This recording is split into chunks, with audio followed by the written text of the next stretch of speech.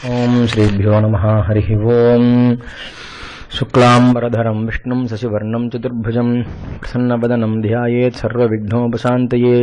गुरुर्ब्रह्मा गुरुर्विष्णुर्गुरुर्देवो महेश्वरः गुरुः साक्षात् परं ब्रह्म तस्मै श्रीगुरवे नमः। गुरवे सर्वलोकानां विषजे भवरोहिणां नधये सर्वविद्यानां श्रीदक्षिणामूर्तये नमः। सद्गुरुचरणारविन्दाभ्यां नमः। श्रीराम राम रामेति रमे रामे मनोरमे सहस्रनाम तत्तुल्यं राम नाम वरानने। श्रीरामचंद्र परब्रह्मणे नमः। वाल्मीकि रामायणம் யுத்தகாண்டம் சர்க்கம் 122. மகேஸ்வரரும் தசரதரும் ஸ்ரீராமரை வாழ்த்துதல். ஸ்ரீராமர் அவ்வளவு அழகாக சொன்ன சொல்லை கேட்டு மகேஸ்வரர் அதனிலும் அழகாக பின்வருமாறு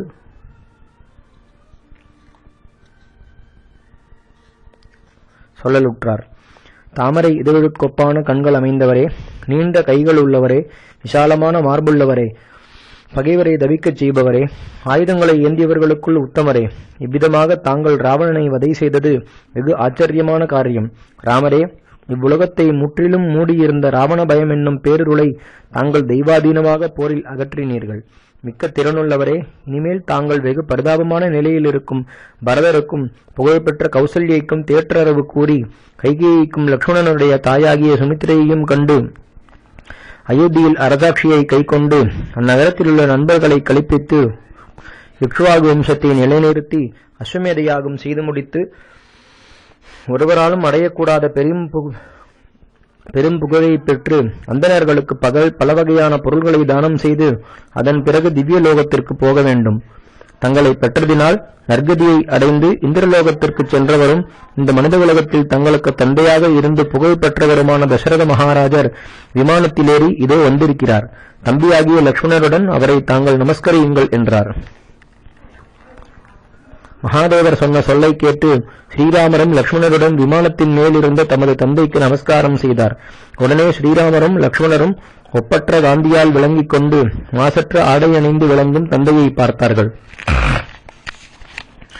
விமானத்தின் மீதிருந்த அந்த தசரதராஜரும் தமது உயிருக்கும் மேலாக தாம் மதித்து அன்பு வைத்த தமது குமாரரை கண்டு அடக்க முடியாத சந்தோஷமடைந்து அவரை தமது மடியிலே உட்கார வைத்து அவரை கைகளினால் தழுவிக்கொண்டு அவரை நோக்கி பின்வருமாறு சொல்லத் தொடங்கினார். ராமா, தேவரிஷிகளின் சம்மானமாவது சுவர்க்கலோகத்தில் இருப்பதாவது உன்னை விட்டு பிரிந்த பிறகு எனக்கு விருப்பமானதன்று. இப்படி நான் சொல்வது உண்மையே. உன்னை வனத்துக்கு போக வேண்டுமென்று கைகையை சொன்ன கொடிய சொற்கள் எப்பொழுதும் என் மனத்தை வருதுகின்றன.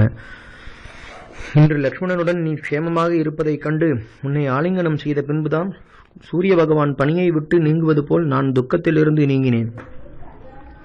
கஹோலர் என்னும் அந்தனர் தமது புத்திரராகிய அஷ்டவக்ரரால் கரையேற்றப்பட்டது போல் நான் இன்று நற்புத்திரனும் மகாத்மாவுமாகிய உன்னால் கரையேறினேன். சௌமியனே, புருஷோத்தமனே, ராவணனது வதைக்காகவே உனது பட்டாபிஷேகத்துக்கு அந்த சமயத்தில் தேவர்களால் தடையுண்டானதென்பதை இப்பொழுதுதான் நான் அறிந்து கொண்டேன்.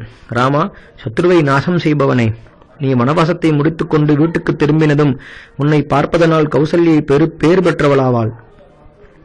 ராமா, நீ அயோத்தியை சேர்ந்ததும் உனது பட்டாபிஷேகத்தை கண்ணால் பார்க்கும் ஜனங்கள்தான் பாக்கியசாலிகள். உன்னிடம் அன்பு வைத்தவனும் பலசாலியும் நல்லொழுக்கமுள்ளவனும் தர்ம வழியில் நடக்கின்றவனுமான பரதனுடன் நீ சேர்ந்திருப்பதை பார்க்க நான் ஆவலுடன் இருக்கிறேன். சௌமியனே, சீதையுடனும் வெகு தைரியசாலியான லக்ஷ்மணனுடனும் 14 வருஷ காலம் நீ வனவாசம் செய்தாய். வனவாசத்தை நிறைவேற்றி என் பிரதிஜையும் உண்மையாக செய்து முடித்தாய். போரில் ராவணனை கொன்று தேவர்களையும் கழிக்க பண்ணினாய். பகைவனை அழித்தவனே, நற்காரியம் செய்து உயர்ந்த புகழையும் அடைந்தாய். நீ உனது தம்பிகளுடன் ராஜ்ய பரிபாலனம் பண்ணி நீடூழி வாழ்வாயாக என்றார். இவ்விதமாக தசரதர் சொன்னதும் ஸ்ரீராமர் அஞ்சலி பந்தம் பண்ணிக்கொண்டு பின்வருமாறு சொல்லலுற்றார். தர்மங்களை ஆராய்ந்தறிந்த எனது தந்தையே, கைகேயினிடமும் பரதனிடமும் மனம் இறங்குக. அக்காலத்தில் கைகேயியை பார்த்து உனது குமாரனுடன் உன்னை நான் கைவிட்டேன் என்று தாங்கள் சபித்த பயங்கரமான அந்த சாபம் கைகேயையும் அவள் குமாரனையும் அணுகாதிருக்க வேண்டும் என்று விண்ணப்பம் செய்து கொண்டார். அவ்வாறு தம்மை வேண்டிக் கொண்ட ஸ்ரீராமரை நோக்கி தசரத மன்னவரும் அப்படியே ஆகுக என்று மறுமொழி அளித்து அஞ்சலி பண்ணிக்கொண்டு தமக்கு அருகிலே நின்ற லக்ஷ்மணரை கட்டித் தழுவி மறுபடியும் சொல்லலானார். இவ்வளவு விசுவாசத்துடனே நீ சீதாதேவிக்கும் ராமனுக்கும் பணிவிடை செய்ததனால் நான் வெகுவாக ஆனந்தமடைந்திருக்கிறேன். நீ இந்நன்னறியின் பயனையும் அடைந்து விட்டாய். அறநெறியை உணர்ந்தவனே, இப்பணிவிடைக்காக இன்னும் அதிகமாக நற்பயனை நீ அடையப் போகிறாய். உனது புகழும் இவ்வுலகத்தில் வெகு அதிகமாக விளங்கும். ராமனுடைய உள்ளம் குளிர்தலால் உனக்கு சொர்க்கலோகமும் மிக்க பெருமையும் உண்டாகும். ராமனுக்கு எப்பொழுதும் பணிவிடை செய்து வா. உனது க்ஷேமத்துக்கு ஒரு வகை குறைவும் ஏற்படாது. சுமித்திரை மகிழுமாறு தோன்றியவனே, ஸ்ரீராமன் எல்லா உலகங்களுடைய நன்மையையும் எப்பொழுதும் நாடியிருக்கிறான். இந்திரனுடன் கூடிய இம்மூலகங்களும் சித்தர்களும் மாமுனிவர்களும் அந்த மகாத்மாவையே புருஷோத்தமனாக கருதி அர்ச்சிக்கிறார்கள். உபனிஷத்துக்களால் அறியத்தக்கதும் வேதத்தின் கருத்தாக உள்ளதும் பக்தியற்றவர்களுக்கு விளங்காததும் விகாரமற்றதுமான பரபிரம்மே ராமரூபமாக அவதரிக்கின்றதாக பிரம்மாதி தேவர்கள் சொல்லியுள்ளார்கள். சீதையும் நீயும் இவ்வளவு அன்புடன் ராமனுக்கு பணிவிடை செய்தபடியால் நற்பயனை அடைந்தீர்கள், பெரும் புகழையும் அடைந்தீர்கள் என்றார். அவ்வாறு தர்மாத்மாவான தசரத மன்னவர் லக்ஷ்மணரை பார்த்து சொல்லிவிட்டு சீதாதேவியை நோக்கி பின்வருமாறு சொல்லலுற்றார்.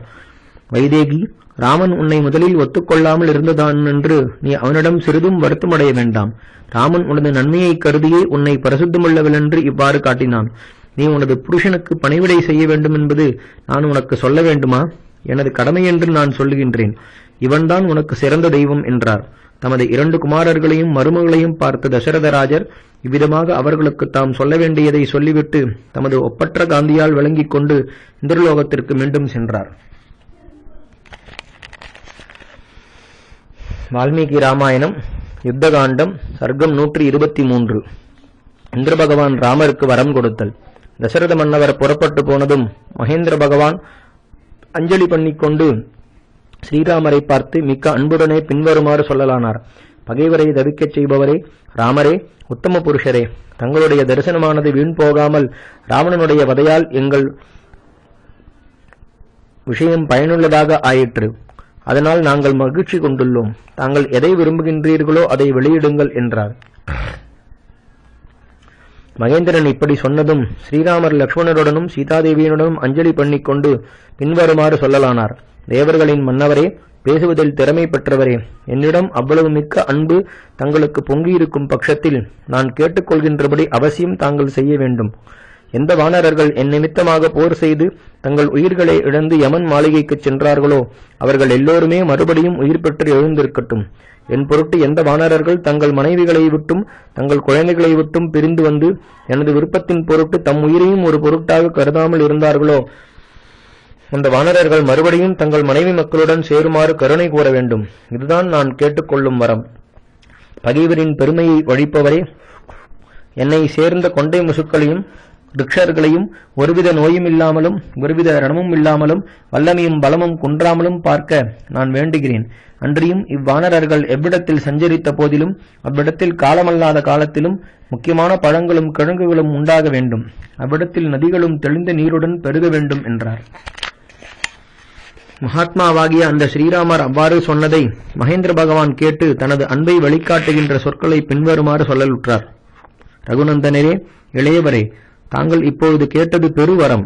நான் ஒருபொழுதும் 2 வகை சொன்னவன் அல்லவன் ஆகையால் தாங்கள் கேட்டுக்கொண்டவையே அப்படியே ஆகட்டும். போரில் அரக்கர்களால் வதையுண்ட எல்லா வானரர்களும் தங்கள் உயிருடன் எழுந்திருக்கட்டும். தங்கள் தலை அறுப்புண்டு கைகள் வெட்டுண்டு போரில் மடிந்த ரிக்ஷர்களும் கொண்டை முசுக்களும் உயிர் பெறட்டும். வானரர்கள் நோயற்றவர்களும் ரணமாறினவர்களும் தங்கள் வலிமையும் வல்லமையும் குன்றாதவர்களுமாகி தூங்கிய பின்பு எழுந்திருப்பவர்கள் போல இப்பொழுது உயிர் பெற்று எழுந்திருக்கட்டும். அவர்கள் எல்லோரும் தங்கள் நண்பர்கள், பந்துக்கள், தாயாதிகள், ஸ்வஜனங்கள் என்னும் இவர்களுடன் யாவரும் மிக்க சந்தோஷத்துடன் கூடி வாழட்டும். பெருவில் பிடித்த வீரரே, இந்த வானரர்கள் சஞ்சரிக்கின்ற இடங்களிலெல்லாம் காலமல்லாத காலத்திலும் மரங்கள் பூத்து காய்த்து பழுக்க கடவன, ஆறுகள் நீர் நிரம்பி பெருகக் கடவன. முன்பு புண்பட்டு உயிரிழந்தவர்கள் இப்போது புன்மாறின தேகத்துடன் எழக்கடவார்கள் என்றார். அப்பால் வானர வீரர்கள் யாவரும் தூங்கி விழிக்கின்றவர்கள் போல எழுந்தார்கள். அப்போது இரவாது பிழைத்திருந்தவர்கள் அதனைக் கண்டு இதென்னவென்று ஆச்சரியமடைந்தார்கள். உடனே பிழைத்திருந்த அவர்களெல்லாம் ஸ்ரீராமருக்கு நமஸ்காரம் செய்தார்கள். தேவர்கள் எல்லோரும் ஸ்ரீராமர் தாம் மேற்கொண்ட காரியத்தை சரியாக செய்து முடித்ததைக் கண்டு சந்தோஷித்து அவ்வீரரையும் லக்ஷ்மணரையும் முதலில் புகழ்ந்து பிறகு பின்வருமாறு சொல்லலானார்கள். வீரரே, தாங்கள் இங்கிருந்து அயோத்தியா மாநகரத்திற்கு செல்லுங்கள். வானரர்களுக்கெல்லாம் விடை கொடுத்து அனுப்புங்கள். எப்போதும் தங்களிடம் அன்பு பாராட்டி நிற்கும் மாசற்ற உத்தமியாகிய சீதாதேவிக்கு தேற்றரவு கூறுங்கள். பகைவரை தவிக்கச் செய்பவரே, மகாத்மாவாகிய சத்ருக்னரையும் தங்கள் தாய்மார்களையும் தேற்றுங்கள். தங்கள் நிமித்தம் விரதத்தில் இருக்கும் பரதனை அருளுடன் பாருங்கள். இங்கிருந்து சென்றதும் தங்களுடைய பட்டாபிஷேகத்தை சிறப்பாக நடத்தி குடிகள் எல்லோரையும் கழிக்கும்படி செய்யுங்கள் என்றார்கள். இவ்வாறு சொல்லி தேவர்கள் ஸ்ரீராமரிடமும் லட்சுமணரிடமும் விடை பெற்று சூரியனுக்கொப்பான தங்கள் விமானங்களில் ஏறிக்கொண்டு மகிழ்ச்சியுடன் தேவலோகம் சென்றார்கள். ஸ்ரீராமர் லட்சுமணருடனும் அந்த தேவர்களையெல்லாம் நமஸ்காரம் செய்து பிறகு வானர வீரர்களை சுகமாக இளைப்பாறும்படி கட்டளையிட்டார். அப்போது ஸ்ரீராம லட்சுமணர்களால் ரட்சிக்கப்பட்டு வெகு சந்தோஷத்துடன் விளங்கின புகழ்பெற்ற அந்த பெரு வானர சேனையானது சந்திரனால் இரவு அழகாக சோபிப்பது போல் சோபிக்கலாயிற்று. வால்மீகி ராமாயணம் யுத்தகாண்டம் சர்க்கம் 124. விபீஷணர் ஸ்ரீராமருக்கு புஷ்பக விமானத்தை கொடுத்தல். சத்துருக்களை அடக்குபவரான ஸ்ரீராமர் அன்று இரவு சுகமாக தூங்கி எழுந்ததும் ராட்சசராஜரான விபீஷணரானவர் அஞ்சலி பண்ணிக்கொண்டு வெற்றி வினவி பின்வருமாறு சொல்லலானார். ராகவரே, தாங்கள் ஸ்நானம் பண்ணுமாறு தீர்த்தங்களும் பல்வகை வாசனை திரவியங்களும் ஆடைகளும் ஆபரணங்களும் உயர்ந்த சந்தனங்களும் பலவித மாலைகளும் சித்தமாக இருக்கின்றன. தாமரை இதழுக்கொப்பான கண்களை அடைந்த மடந்தைமார் தங்களை ஸ்நானம் செய்துவிக்க காத்திருக்கின்றார்கள். அவர்கள் தங்களை முறைப்படி நீராட்டுவார்கள். என்னை கௌரவப்படுத்துமாறு அவைகளை தாங்கள் ஏற்றுக்கொள்ளுங்கள் என்றார். இவ்விதமாக விபீஷணர் சொன்னதும் காகுத்ஸ்தர் அவரை நோக்கி மறுமொழி சொல்லலானார். நீங்கள் சுக்ரீவர் முதலிய வானர வீரர்களை ஸ்நானம் முதலியவற்றால் உபசாரம் செய்யுங்கள். எப்போதும் சுகத்தில் இருக்க வேண்டிய அந்த தர்மாத்மாவாகிய பரதன் என் நிமித்தம் வெகு சிரமப்பட்டுக் கொண்டிருக்கிறான். அவ்வீரன் சுகுமாரன், மகாபாகு, உண்மையாக தனது பிரதிஜையை நிறைவேற்றுபவன், எனக்கு இளையவன், கைகேயின் புதல்வனாய் வெகு தர்மிஷ்டனான அந்த பரதனை விட்டு பிரிந்திருக்கையில் ஸ்நானமாவது ஆடைகளாவது ஆபரணங்களாவது எனக்கு உடன்பாடன்று. இந்த வழியானது அயோத்திக்கு செல்கிறதென்றோ? செல்லுவதற்கு அரிய இந்த வழியினாலேயே சீக்கிரத்தில் அயோத்திக்கு திரும்பி போக கருதுகின்றேன் என்றார். இவ்வண்ணம் காகுத்ஸ்தர் சொன்னதும் விபீஷணர் அவரை பார்த்து பின்வருமாறு மறுமொழி சொல்லலானார். சக்கரவர்த்தி திருமகரே, ஒரு நாளில் நான் தங்களை அயோத்தியா மாநகரத்தில் சேர்க்கின்றேன். ராவணனார் எனது தமையனாராகிய குபேரனிடமிருந்து வலிய கொண்டு வந்த திவ்ய புஷ்பக விமானம் ஒன்று இருக்கிறது. சூரியனுக்கொப்பான ஒளியுள்ள திவ்யமான அந்த சிறந்த விமானம் விருப்பத்தின்படி செல்லவல்லது. ராவணனார் போரில் குபேரனாரை வென்று அந்த விமானத்தை கவர்ந்தார். ஒப்பற்ற பராக்கிரமம் அமைந்தவரே, தங்களுக்காகவே அந்த விமானத்தை நிறுத்தி வைத்திருக்கின்றேன். மேகத்திற்கு ஒப்பான அந்த திவ்ய விமானம் இவ்விடத்தில் இருக்கின்றது. அவ்விமானத்தில் மீதேலி தாங்கள் வெகு சடுதியில் கவலையின்றி அயோத்தியை சேரலாம். அறிஞரே, என் மீது அருள் செய்வதாயிருந்தால், என்னிடத்தில் குணங்கள் உள்ளனவாக தாங்கள் நினைத்தால், என்னிடம் தங்களுக்கு நட்பு இருக்குமானால், தாங்கள் லக்ஷ்மணருடனும் சீதாதேவியினுடனும் இங்கு வசித்து நான் செய்யும் உபச்சாரங்களை பெற்றுக்கொண்டு இவ்விடம் விட்டு புறப்படலாம். தங்களிடம் அன்புடன் இருக்கும் நான் சேனையுடனும் நண்பர்களுடனும் தங்களுக்கு செய்யும் மரியாதைகளை பெற்றுக் கொள்ளுங்கள். ராகவரே, அன்பினாலும் அபிமானத்தினாலும் நட்பினாலும் பக்தியினாலும் தங்கள் அடிமையாகிய நான் தங்களை வேண்டிக் கொள்கின்றேனே அன்றி தங்களுக்கு கட்டளையிடுவதாக கருதிவிடக்கூடாது என்றார். இவ்வண்ணம் விபீஷணர் சொன்னதும் எல்லா அரக்கர்களும் வானரர்களும் கேட்குமாறு ஸ்ரீராமர் அந்த அரக்கவேந்தரை நோக்கி பின்வருமாறு சொல்லலானார். நண்பரே, பகைவரை ஒழிப்பவரே, தாங்கள் செய்த மந்திராலோசனையினாலும் ஆண்மை தொழில்களினாலும் சிறந்த நண்பினாலும் எல்லாப்படியாலும் நான் முன்னுமே தங்களால் வெகுமானம் பண்ணப்பட்டிருக்கிறேன். அரக்கவேந்தரே, தங்களுடைய வசனத்தை கேட்கக்கூடாதென்ற எண்ணம் எனக்கு சிறிதுமில்லை.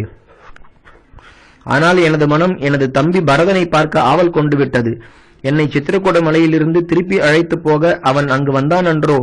அவன் அவ்வாறு வந்து தலையால் வணங்கி திரும்பி வர வேண்டுமென்று யாசித்து கேட்டும் நான் அவன் வேண்டுகோளின்படி நடக்கவில்லை என்றோ? கௌசல்யையும் சுமித்ரையையும் புகழ்பெற்ற கைகேயையும் என்னுடைய குருமார்களையும் நண்பர்களையும் குழந்தைகளுடன் கூடினவர்களான தேசத்து குடிகளையும் பார்க்க வெகு ஆவலுடன் இருக்கிறேன். அரக்கவேந்தரே, சடுதியில் என் பொருட்டு விமானத்தை கொண்டு வாருங்கள். நான் செய்ய வேண்டிய காரியத்தை செய்து முடித்த பின் இவ்விடம் தாமதிக்க எனக்கு மனமில்லை. சாந்த குணமுடையவரே, தாங்கள் எனக்கு செய்ய வேண்டிய வெகுமானங்கள் எல்லாம் செய்தாயின. நான் திரும்பி போக விடை தாருங்கள். என்மேல் சிறிதும் மனவருத்தம் வேண்டாம். வேகமாக செல்லுமாறு விடை கேட்டுக் கொள்கிறேன் என்றார்.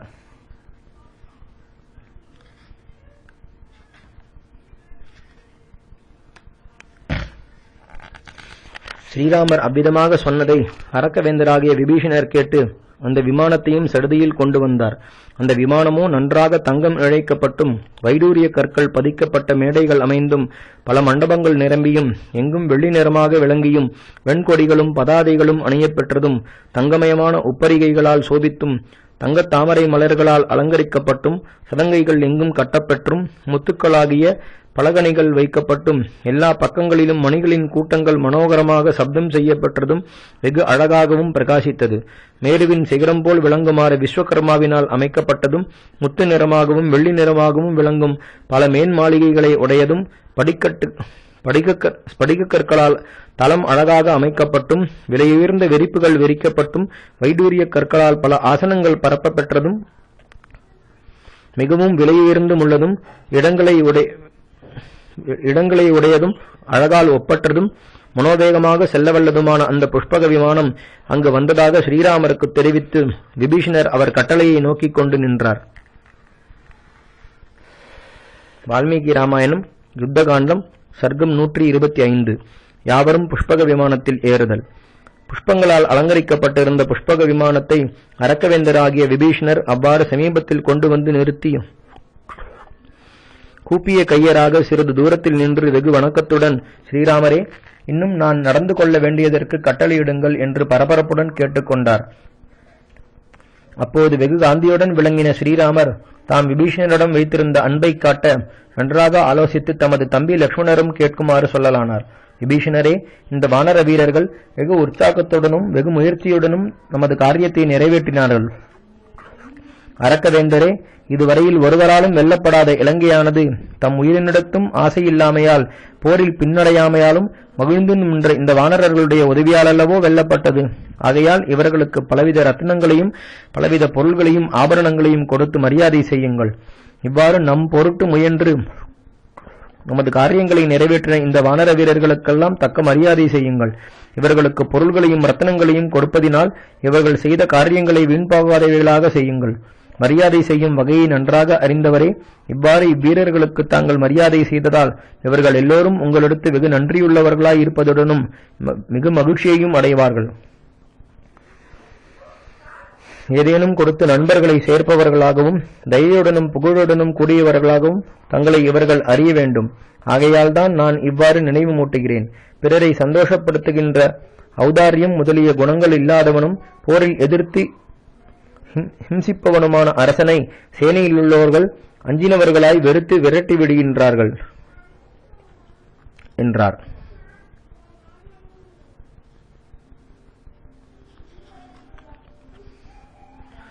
இவ்விதமாக ஸ்ரீராமர் சொன்னதும் விபீஷணர் ரத்னங்களாலும் மற்ற பொருள்களாலும் எல்லா வானர வீரர்களையும் அவரவர்களுக்கு தக்கபடி மரியாதை செய்தார்.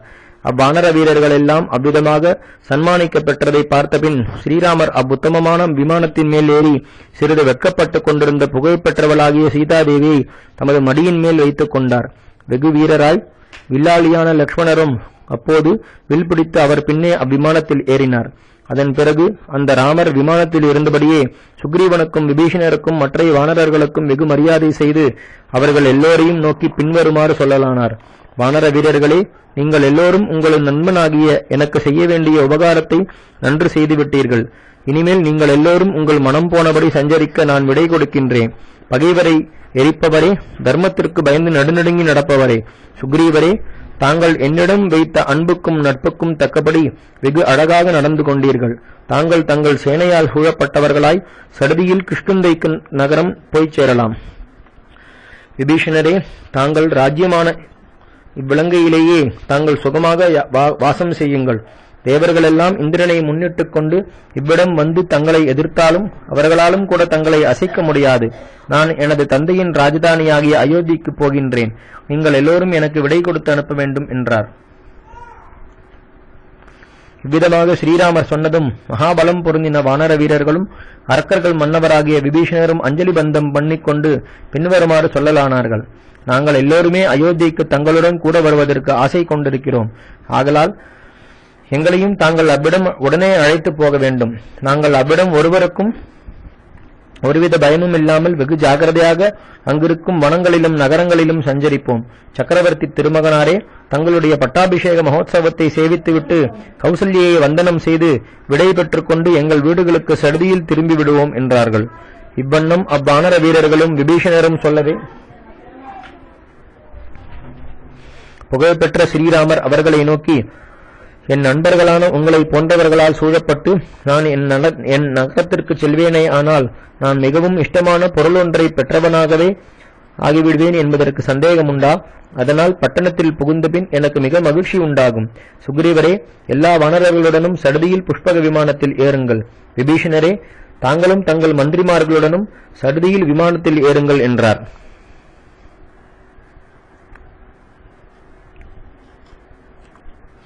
அதன் பிறகு சுக்ரீவன் தனது சேனைகளுடனும் விபீஷணர் தமது மந்திரிகளுடனும் சடுதியில் அந்த விமானத்தில் ஏறினார்கள். அவர்கள் எல்லோரும் அவ்விதமாக அவ்விமானத்தில் ஏறினதும் ஸ்ரீராமருடைய கட்டளையின் மேல் அவ்விமானம் ஆகாயத்தில் கிளம்பிற்று. அன்னப்பறவைகளின் பதுமைகளால் விளங்கின அந்த விமானத்தின் மேல் வெகு கம்பீரமாக வீற்றிருந்து புகழ்பெற்ற ஸ்ரீராமர் மகிழ்ச்சியோடும் கொண்டாட்டத்தோடும் குபேரன் போல் விளங்கலானார். அதே விமானத்தில் வெகு சந்தோஷமாக வானரர்கள் யாவரும் அரக்கர்களும் வெகு சுகமாக நெருக்கமின்றி உட்கார்ந்திருந்தார்கள். வால்மீகி ராமாயணம் யுத்தகாண்டம் சர்க்கம் 126. விமானம் சென்ற வழியில் இருந்த இடங்களை சீதாதேவிக்கு ஸ்ரீராமர் தெரிவித்தல்.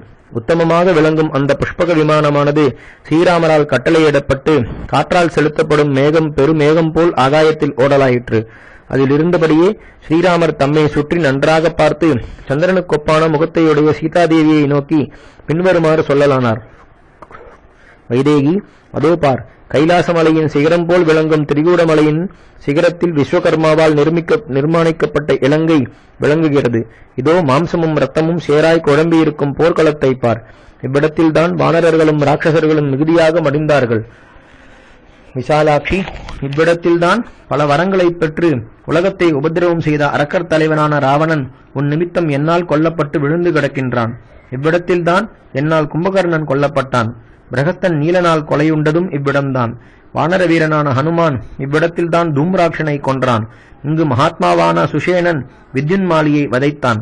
ராவணனுடைய குமாரனான இந்திரஜித்தை லக்ஷ்மணன் வதைத்தது இந்த இடத்தில்தான். இங்குதான் அங்கதன் விகடன் என்ற ராட்சசனை கொன்றான். ஒருவராலும் தகைய முடியாத விரூபாட்சனும் மகாபார்ஸ்வ மகோதரரும் அகம்பனனும் இன்னும் மகாபலசாலிகளான பல அரக்கர்களும் இவ்விடத்தில்தான் மடிந்தார்கள்.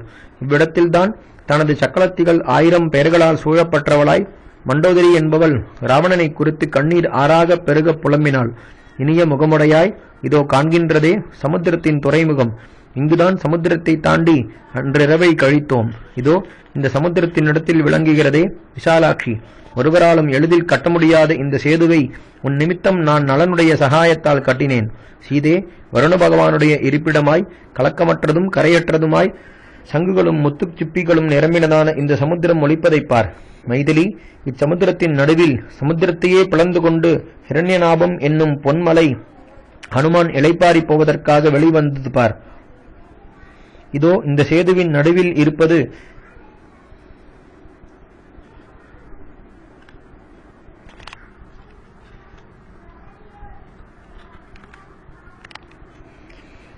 சேனை தங்கியிருந்த இடமாகும்.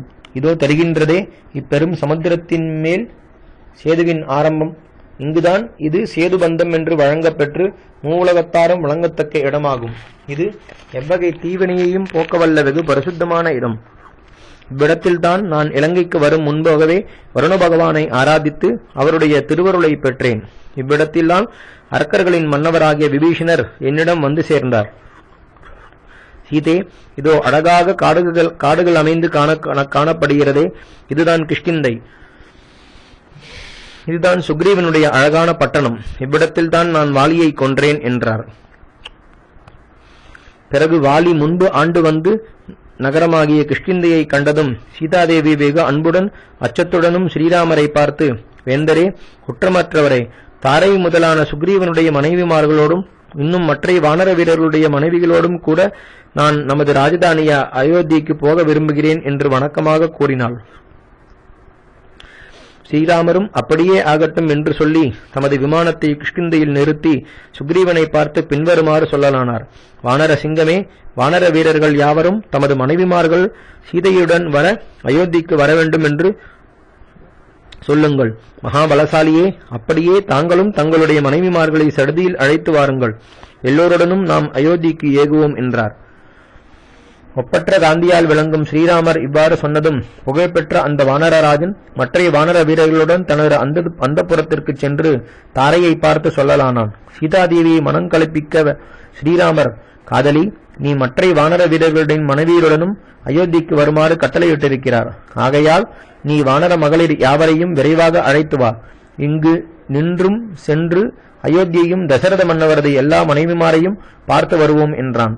இவ்வண்ணம் சுக்ரீவன் சொன்னதை கேட்டதும் சர்வாங்க சுந்தரியான தாரை வானர மடந்தையரெல்லாரையும் கூப்பிட்டு பின்வருமாறு சொல்லலானாள்.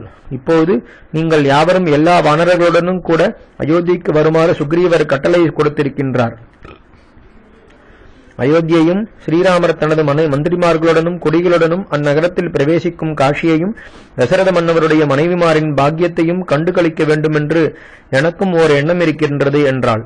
தாரை சொன்னதை கேட்டதும் எல்லா வானர ஸ்திரீகளும் தங்களை சிங்காரித்துக் கொண்டு வெளிவந்து விமானத்தை வலம் செய்து சீதாதேவியை காண வேண்டுமென்ற ஆவலோடு அந்த விமானத்தின் மேல் ஏறினார்கள்.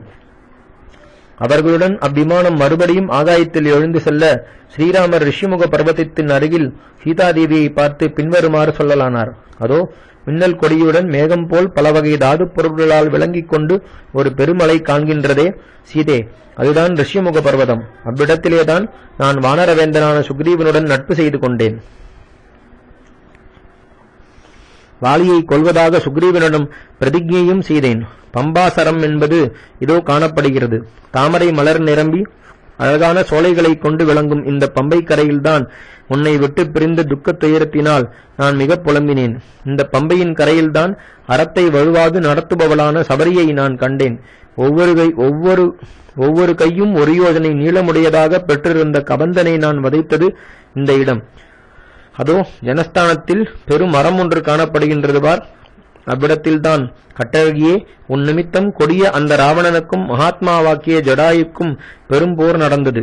பேரழகு படைத்தவளே, எவ்விடத்தில் நான் கரனை கொன்றேனோ, எங்கு நான் தூஷணனை வதைத்தேனோ, எவ்விடத்தில் நான் மகாபலம் பொருந்தின திரிசிரஸை கூரான பானங்களால் நாசம் செய்தேனோ, அந்த இடமாகிய நமது ஆசிரமத்தை இதோ பார். சீதே, விசித்திரமான பர்ணசாலை அழகாக இதோ புலப்படுகின்றது. நீ இவ்விடத்தில் இருந்தபோதுதான் உன்னை ராவணன் வலிய தூக்கி போனான். அது தெளிந்த நீர் பரப்பி அழகாக ஓடுகின்ற கோதாவரி நதியாகும். சீதே, இதோ காண்கின்றதே, இது அகஸ்திய மகரிஷியின் ஒப்பற்ற ஆசிரமமாகும். அதோ தெரிகின்றதே, அது ஒப்பற்ற காந்தியால் விளங்கியவராகிய சுதீக்ஷ்ண மகரிஷியின் ஆசிரமம். சரபங்க முனிவரது சிறந்த ஆசிரமம் இதோ இங்கு விளங்குகிறது. இவ்விடத்தில்தான் இந்திர பகவான் வந்ததை நாம் கண்டோம். இந்த இடத்தில்தான் நான் பேருடல் படைத்த விராதனை கொன்றேன். நுண்ணிடையாய் இவ்விடங்கள் பல ரிஷிகள் வாழும் இடங்கள். இங்குதான் சூரியனுக்கும் அக்னிக்கும் ஒப்பான காந்தியுடன் விளங்கும் அத்ரி என்ற ரிஷி குலங்களுக்கெல்லாம் தலைவர் வாழ்கின்ற ஆசிரமம். இவ்விடத்தில்தான் அந்த முனிவரது பத்னியும் பதிவிரதா தர்மத்தில் தவறாது நடப்பவளுமான அனசூயை என்ற உத்தமியை நீ பார்த்தது. கற்றழகி, அதோ காண்கின்றதே, அதுதான் சித்திரகூடமலை. அவ்விடத்தில்தான் என்னை சந்தோஷப்படுத்தி அயோத்திக்கு அழைத்து போகுமாறு பரதன் வந்தது. இதோ சமீபத்தில் அழகான தோப்புகளுடன் விளங்குகின்ற யமுனை நதி காண்கின்றது. இவ்விடத்தில்தான் வெகு புகழ் பெற்ற பரத்வாஜ முனிவருடைய அழகான ஆசிரமம் விளங்குகின்றது. மாசற்ற மேனி படைத்தவளே, அதோ பார், பல அந்தணர்கள் நிரம்பினதாகவும் அழகாக மலர்கள் பூத்த தோப்புகளுடன் கூடினதாகவும் கங்கை நதி விளங்குகிறது. இதோ காண்கின்றதே, இதுதான் சிருங்கிபேரபுரம். இவ்விடத்தில்தான் நாம் குகனை கண்டது. அதோ தனது கரைகளின் மீதெல்லாம் யூபங்கள் வரிசை வரிசையாக நடப்பட்டு பல வகை மரங்கள் அடர்ந்து நன்றாக பூத்த மலர்களுள்ள தோட்டங்களுடன் விளங்குகிறதே, அதுதான் சரையூ நதி. அதோ பார், எனது தந்தையின் பிரதான நகரமாகிய அயோத்தி விளங்குகிறது. சீதே, நாம் மறுபடி திரும்பி வந்துவிட்டோம். அயோத்தியை நோக்கி நீ நமஸ்காரம் செய்வாய் என்றார். அதை கேட்டதும் எல்லா வானரர்களும் விபீஷணரும் தாங்கள் உட்கார்ந்திருந்த இடத்தை விட்டு எழுந்து வெகு அழகாக விளங்கின அந்த பட்டணத்தை அதிக ஆவலுடன் பார்க்கலானார்கள். வெள்ளிமயமான மேல் மாளிகைகள் வைத்து வரிசை வரிசையாக கட்டப்பட்டு விசாலமான வீதிகள் அமைந்து யானைகளும் குதிரைகளும் உல்லாசமாக சஞ்சாரம் செய்யும்படி வெகு அழகாக விளங்கின அந்த அயோத்தி மாநகர் இந்திரனுடைய அமராவதி நகரம் சோபிப்பது போல் சோபித்துக் கொண்டிருந்ததை அந்த வானர வீரர்கள் கண்டார்கள். வால்மீகி ராமாயணம் யுத்தகாண்டம் சர்க்கம் 127. யாவரும் பரத்வாஜ முனிவருடைய ஆசிரமத்தில் வசித்தல். தாம் வனவாசம் செய்ய வேண்டிய 14 வருஷங்களையும் முடித்து சித்திரை மாத சுக்லபக்ஷத்து பஞ்சமி என்று ஸ்ரீராமர் பரத்வாஜ முனிவருடைய ஆசிரமம் வந்து சேர்ந்து நியமத்துடன் அம்முனிவரை வணங்கினார். ஸ்ரீராமர் தவத்தின் களஞ்சியமாகிய அந்த மாமுனிவரை நமஸ்காரம் செய்து அவரை நோக்கி பின்வருமாறு வினவலானார். முக்காலங்களையும் அறிந்த முனிவரே, அயோத்தி சுபிக்ஷமாக இருக்கின்றதா? அங்கு எல்லோரும் க்ஷேமமாக இருக்கும் சங்கதி தங்கள் காதில் விழுகின்றதா? பரதன் குடிகளை செவ்வையாக பாதுகாத்து வருகின்றானா? எனது தாய்மார்களெல்லாம் உயிருடன் இருக்கின்றார்களா? என்றார். இவ்வாறு ஸ்ரீராமர் வினவவே மாமுனிவராகிய பரத்வாஜர் கொஞ்சம் புன்னகை செய்து வெகு மகிழ்ச்சியுடனே பின்வருமாறு சொல்லத் தொடங்கினார்.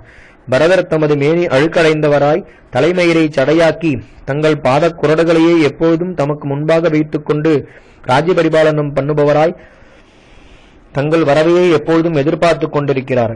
தங்கள் அரண்மனையில் எல்லோரும் க்ஷேமமாக இருக்கின்றார்கள். போரில் வெல்பவரே, 14 வருஷங்களுக்கு முன்னால் தாங்கள் மரவுரி தரித்து லக்ஷ்மணரையும் சீதாதேவியையும் உடன் அழைத்துக் கொண்டு கிடைத்த ராஜ்யத்திலிருந்து ஓட்டப்பட்டவராய் தர்மத்தை பாதுகாக்க விரும்பி எல்லாவற்றையும் துறந்து தங்கள் காலால் நடந்து சந்தை சொல்லை நிறைவேற்றும் நோன்பை மேற்கொண்டவராய் எல்லா வகை போகங்களையும் விட்டுவிட்டு தேவலோகத்திலிருந்து கீழே நழுவி விழுந்த தேவதை போல வனவாசம் பண்ண சென்றபொழுது எனது மனதில் கருணை உண்டாயிற்று. இப்பொழுதோ காரியங்களையெல்லாம் சரிவர முடித்துக்கொண்டு தங்கள் சத்துருக்களையும் ஜெயித்துவிட்டு தங்களுடைய நண்பர்களுடனும் பந்துக்களுடனும் இவ்விதம் வந்ததை பார்க்க என் மனம் வெகு சந்தோஷமடைகிறது.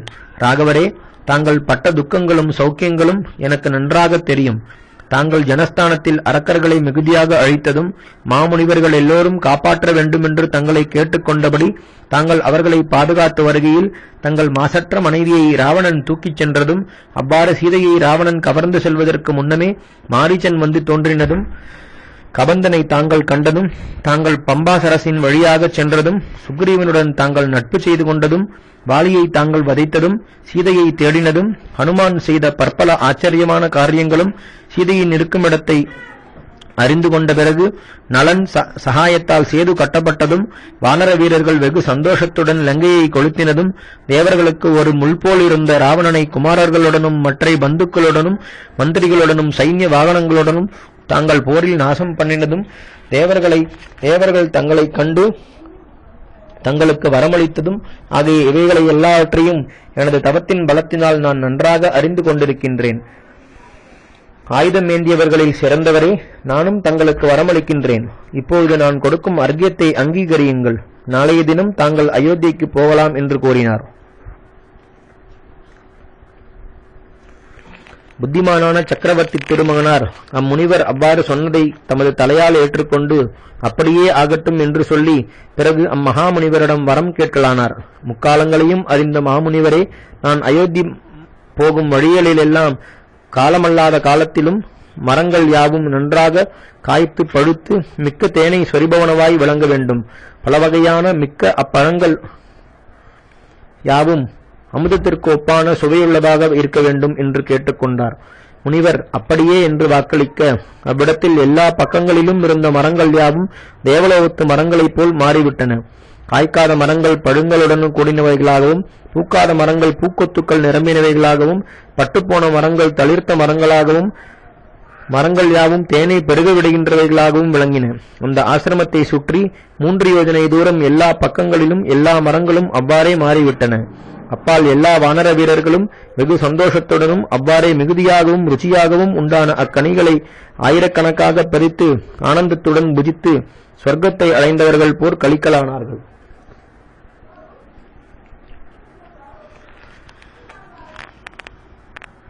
வால்மீகி ராமாயணம் யுத்தகாண்டம் சர்க்கம் 128.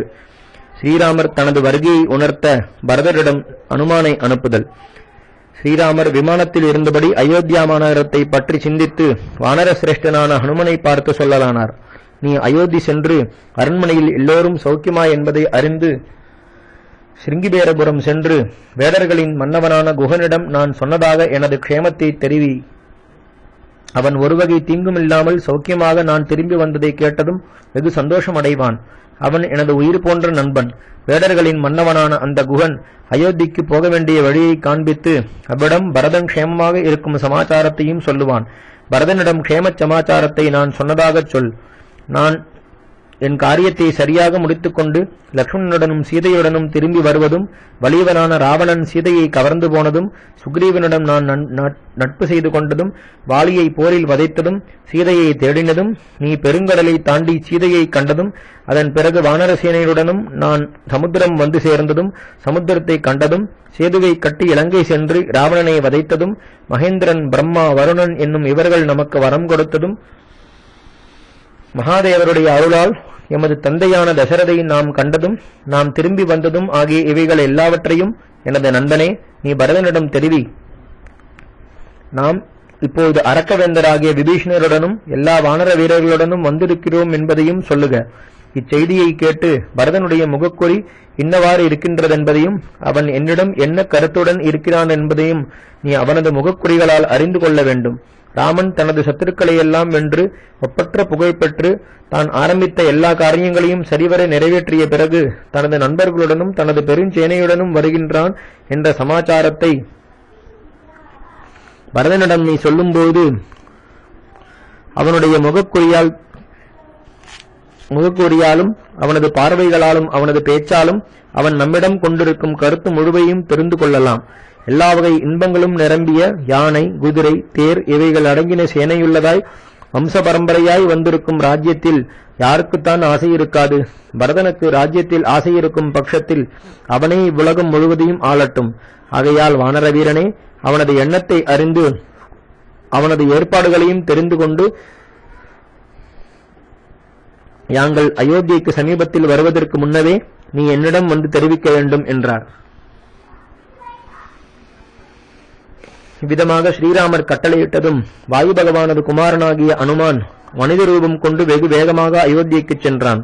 பிறகு அவன் பெரும் பாம்பை பிடிக்கும்படி வெகு வேகமாக கருடன் கிளம்புவது போல் உயர எழுந்து கங்கையும் யமுனையும் சந்திக்கும் சங்கமத்துறைக்கு மேலிருந்த ஆகாய மார்க்கத்தை தாண்டி ஆகாயத்தின் வழியாகச் சென்று சிங்கிபேரபுரத்தைச் சேர்ந்து அவ்விடத்தில் குகனைக் கண்டு அழகான சொற்களால் வெகு சந்தோஷத்துடன் அவனை பார்த்து பின்வருமாறு சொல்லலானான். உண்மையான வல்லமையும்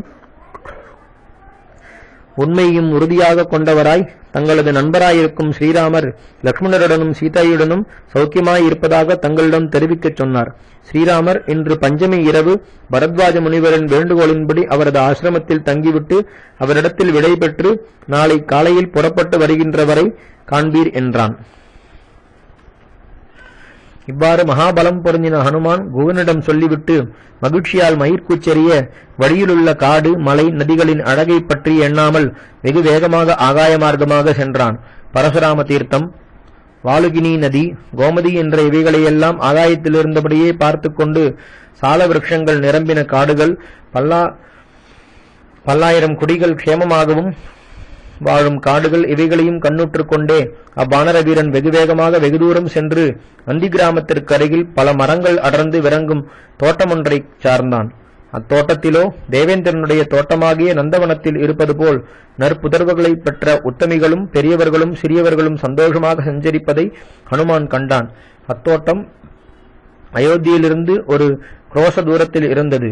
அங்கு மரவரையும் மான்தோறும் தரித்தவராய் வெகு பரிதாபமான தோற்றமுள்ளவராய் உடம்பு இளைத்தவராய் ஆசிரமத்தில் வசிப்பவராய் தமது மயிர்முடியை ஜடையாக தெரித்தவராய் மேனி முழுவதும் மாசுபடிந்தவராய் தமையனாரை விட்டு பிரிந்த துக்கத்தினால் மெலிந்தவராய் கனிகளையும் கிழங்குகளையுமே உணவாக கொண்டவராய் ஐம்புலன்களையும் வென்றவராய் தபசியாய் தர்மத்தை அனுஷ்டிப்பவராய் மிக்க ஜடாபாரத்தை மேற்கொண்டவராய் மரபுரியையும் மான்தோலையுமே ஆடையாக அணிந்தவராய், தவபிரதத்தை வெகு கடோரமாக அனுஷ்டிப்பவராய், வெகு பரிசுத்தமான உள்ளமுடையவராய், பிரம்மரிஷிக்கும் ஒப்பான காந்தியுடன் விளங்குபவராய், தமது தமையனாராகிய ஸ்ரீராமர் தனக்கு அளித்த மரவடி இரண்டையும் தமக்கு முன்பாக வைத்துக் கொண்டு உலகம் முழுவதையும் அரசாள்பவராய், 4 ஜாதியார்களும் நிரம்பின இவ்வுலகம் முழுவதிலும்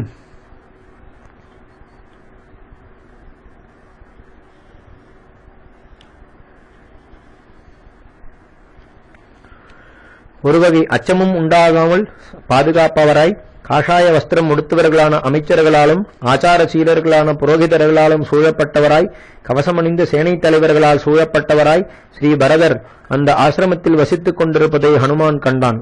ராஜகுமாரராகிய பரதர் தமது அன்பான தமையனார் பொருட்டு அவ்வாறு தவசியாக இருந்ததை பார்த்த பிறகு அந்நகரத்து குடிகள் தாங்களும் தங்களுடைய சுகங்களில் ஆசை ஒழிந்தவர்களாய் அவ்வாறான ஒழுக்கத்தில் ஆசை கொண்டார்கள். அவ்வாறு தர்மமே மனித உருவம் எடுத்து வந்தது போல் விளங்கின ஸ்ரீ பரதரை ஹனுமான் பார்த்து அஞ்சலி செய்து கொண்டு பின்வருமாறு சொல்லலானான். தண்டகாரண்யத்தில் மரபுடி அறிந்து ஜடைமுடியுடன் வசித்துக் கொண்டிருக்கின்றார் என்று எவரொருவரை நினைத்து தாங்கள் எவ்வளவு துயரப்படுகின்றீர்களோ அந்த ராமர் தங்களுக்கு க்ஷேமத்தை தெரிவிக்கச் சொன்னார். வேந்தரே, தங்களுக்கு இந்த சந்தோஷ சமாச்சாரம் சொல்ல வந்தேன். இக்கொடிய துக்கத்தை இனி அகற்றுங்கள். இதே முகூர்த்தத்தில் தாங்கள் தங்களுடைய தமையனாராகிய ஸ்ரீராமரை காண்பீர்கள். ஸ்ரீராமர் ராவணனை வதைத்து சீதாதேவியை மறுபடியும் அடைந்து தமது காரியங்களை எல்லாம் முற்றிலும் நிறைவேற்றி தமது நண்பர்களுடனும் பெருஞ்சேனையுடனும் இவ்விடத்திற்கு வந்து கொண்டிருக்கின்றார். வெகு பராக்கிரமமுள்ள லட்சுமணரும் வருகின்றார். மகேஸ்வரரிடம் சசிதேவி விளங்குவது போல் புகழ்பெற்ற சீதாதேவியும் ஸ்ரீராமரிடம் விளங்குகின்றாள் என்றான். இவ்வாறு ஹனுமான் சொன்னதும் தமையனாரிடம் மிக்க அன்பு வைத்திருந்த ஸ்ரீ பரதர் தமது சந்தோஷத்தை தாங்க முடியாமல் திடீரென்று பூமியில் விழுந்து மோகமடைந்தார். உடனே கொஞ்ச நேரத்திற்குள் பரதர் மூர்ச்சையை தெளிந்து எழுந்து தமக்கு அவ்வாறு அன்பான செய்தி சொன்ன அனுமானை பரபரப்புடன் கட்டிக்கொண்டு அதி ஆனந்தத்தால் பெருகின கண்ணீர் வெள்ளத்தினால் அந்த வானர வீரனை அபிஷேகம் செய்பவராய் பின்வருமாறு சொல்லலானார். இவ்வளவு கருணையை என்னிடம் காட்டிக்கொண்டு இவ்விடம் வந்த தாங்கள் தேவரா அல்லது மனிதரா? இந்த சந்தோஷ சமாச்சாரத்தை தாங்கள் சொன்னதற்காக நண்பரே, 100,000 பசுக்களையும் உத்தமமான 100 கிராமங்களையும் உயர்ந்த ஆபரணங்கள் அணிந்தவர்களாய், நல்லொழுக்கமுள்ளவர்களாய், தங்க நிறம் போன்ற மேனியுள்ளவர்களாய், அழகான மூக்குள்ளவர்களாய், சந்திரனுக்கு ஒப்பான முகங்களுள்ளவர்களாய், எல்லா வகையான அணிகளுடனும் கூடினவர்களாய், நற்குலமும் நல்ல நடத்தையும் உள்ளவர்களாய் விளங்கும் 16 கன்னியைகளும் தங்களுக்கு கொடுக்கின்றேன் என்றார். பரதர் அந்த வானர வீரர்களிடமிருந்து ஸ்ரீராமர் திரும்பி வருகின்றார் என்னும் சந்தோஷ சமாச்சாரத்தை கேட்டு தமையனாரை சீக்கிரம் சேவிப்போம் என்ற சந்தோஷத்தில் மூழ்கினவராய் மறுபடியும் மிக்க சந்தோஷத்தினால் ஹனுமானை நோக்கி பின்வருமாறு சொல்லலானார்.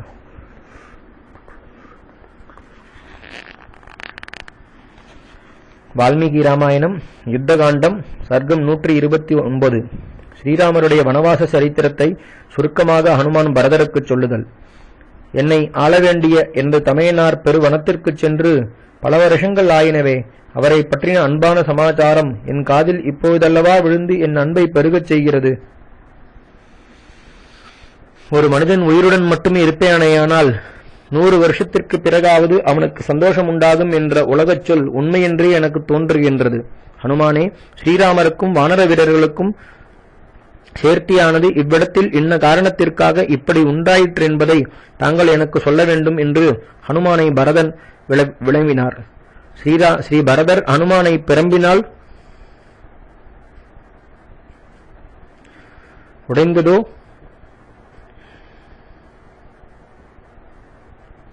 ஸ்ரீராமர் ஹனுமானை பிரம்பினால் முடைந்த ஓர் ஆசனத்தில் உட்கார வைத்து இவ்வாறு கேட்கவே அவன் ஸ்ரீராமரது வனவாச சரித்திரத்தை சுருக்கமாக சொல்லலானான். தங்களது மாதாவான கைகேயி கேட்டுக்கொண்ட வரத்தின்படி ஸ்ரீராமர் காட்டுக்குச் சென்றதும், தமது குமாரனை விட்டு பிரிந்த துக்கத்தால் தசரத மகாராஜர் மாண்டதும், தூதர்கள் தங்களுடைய மாமனது அரண்மனையிலிருந்து சடுதியில் தங்களை அழைத்து வந்ததும், தாங்கள் அயோத்தியைக்கு திரும்பி வந்த பிறகு அரசாட்சியில் மனமில்லாமல் சித்திரகூட பர்வதத்திற்கு சென்று தர்மத்தையே அனுஷ்டித்துக் கொண்டிருந்த தமையனாராகிய ஸ்ரீராமரையே திரும்பி வந்து ராஜ்யத்தை ஒத்துக்கொள்ளுமாறு வேண்டினதும், தங்கள் தமையனாரின் தமது தந்தையின் சொல்லில் நின்று தமக்கு ராஜ்யம் வேண்டாமென்றதும், ஸ்ரீராமருடைய பாதுகையை வாங்கிக் கொண்டு தாங்கள் திரும்பி வந்ததும் ஆகிய இவைகளெல்லாம் பகைவரை அழிக்க வல்லவரே மகாபாகுவே, தங்களுக்கு நன்றாகவே தெரியுமே. தாங்கள் சித்திரகூடத்தை விட்டு திரும்பின பின் நடந்த சங்கதிகளை சொல்லுகிறேன், கேளுங்கள். தாங்கள் அவ்விடம் விட்டு திரும்பின பின் அவ்வண்ணம் அபூர்வமாக ராமர் முதலியோரை கண்டதனால் அஞ்சிக் கலங்கின பறவைகளையும் விலங்குகளையும் உடையதாய் பரிதவிப்பது போல் தோன்றிற்று. பிறகு ஸ்ரீராமர் யானைகள் மிகுதியாக சஞ்சாரம் செய்யப்பட்டதும் சிங்கங்களும் புலிகளும் 10,000கணக்கான நிரம்பினதும் மனித சஞ்சாரமற்றதுமான பெரிய தண்டகாவனத்தினுள் புகுந்தார். அவ்வனத்தில் அவர்கள் புகுந்து நடந்து கொண்டிருந்த போது அவர்களுக்கு முன்பாக விராதன் என்னும் ஓர் பெரிய அரக்கன் பேரொளியை உண்டாக்கி கொக்கரித்துக் கொண்டு காணப்பட்டான். யானை போல் பிளிரிக் கொண்டு கையோங்கிய வண்ணம் வந்த அவ்வரக்கனை தூக்கி ஸ்ரீராமர் தலைகீழாக பெருங்குழியொன்றில் தள்ளினார். அவ்விரு சகோதரர்களும் அவ்வண்ணம் ஆச்சரியமான செயலை செய்துவிட்டு சாயங்காலம் சரபங்கருடைய அழகான ஆசிரமத்தை அடைந்தார்கள். சரபங்க முனிவர் தேவலோகம் சென்ற பின்பு உண்மையையும் வல்லமையும் உறுதியாக கொண்ட ஸ்ரீராமர் அங்கிருந்த முனிவர்களையெல்லாம் வணங்கி விடை பெற்று ஜனஸ்தானத்திற்கு சென்றார். அங்கு சூர்பனகை அந்த ராமரது பக்கத்தில் வந்தாள். அப்போது ஸ்ரீராமருடைய கட்டளைப்படியே மகாபலசாலியாகிய லக்ஷ்மணர் சரேல் என்று எழுந்து கத்தியையும் கைப்பற்றி அவளுடைய காதையும் மூக்கையும் அறிந்தார். அப்பால் மகாத்மாவான ஸ்ரீராமர் அங்கு வசித்துக் கொண்டிருந்த பொழுது சூர்பனகையின் பொருட்டு எதிர்த்த பயங்கரமான தொழில் செய்ய வல்ல 14,000 அரக்கர்களை தாம் ஒருவராகவே கொன்றார். ஒரே பகலின் நாளில் ஒரு பாகத்தில் அவ்வாறு 14,000 அரக்கர்கள் தம்மை மாத்திரம் குறியாக கொண்டு போர் செய்கையில் ராமர் தாம் ஒருவராகவே அவர்களில் ஒருவனாவது மிச்சமாகாத வண்ணம் ஒழித்தார். அதிக பலம் பொருந்தினவர்களும் அதிக வல்லமை பொருந்தினவர்களும் எப்போதும் தவத்துக்கு இடையூறு செய்து கொண்டிருந்தவர்களுமான தண்டகாரண்யத்தில் வசித்துக் கொண்டிருந்த அவ்வளவு அரக்கர்களையும் ஸ்ரீராமர்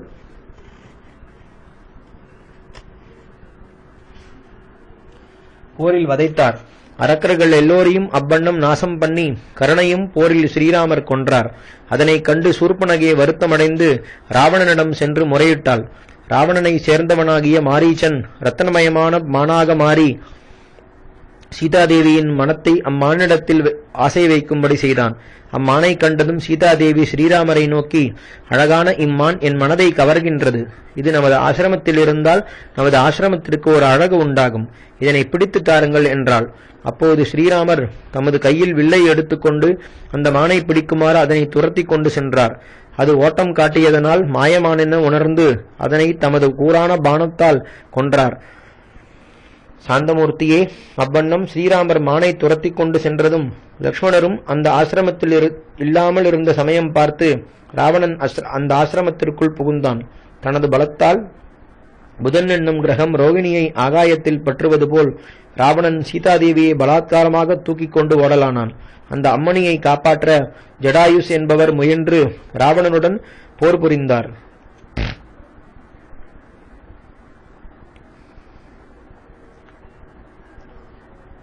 ராவணனும் போர் புரிந்த அந்த பக்ஷிராஜனை கொன்றுவிட்டு சீதாதேவியை தூக்கிக் கொண்டு வேகமாக ஓடினான். அப்படி அவன் ஓடின காலத்தில் மலைச்சிகரத்தில் வசிக்கின்ற மலை போன்ற தோற்றமுள்ள சில வானர வீரர்கள் ராவணன் சீதையை கவர்ந்து சென்ற அந்த ஆச்சரியத்தை வியப்புடன் கண்டார்கள். இவ்வுலகத்தையே கதற பண்ணிக் கொண்டிருந்த ராவணன் பிறகு வெகு வேகமாக லங்கைக்குள் புகுந்து தங்க வேலைகள் அழகாக செய்யப்பட்டிருந்த அழகான அரண்மனையில் சீதாதேவியை நிறுத்தி பற்பல நல்வார்த்தைகளால் அவ்வம்மணியை வஞ்சிக்க பார்த்தான்.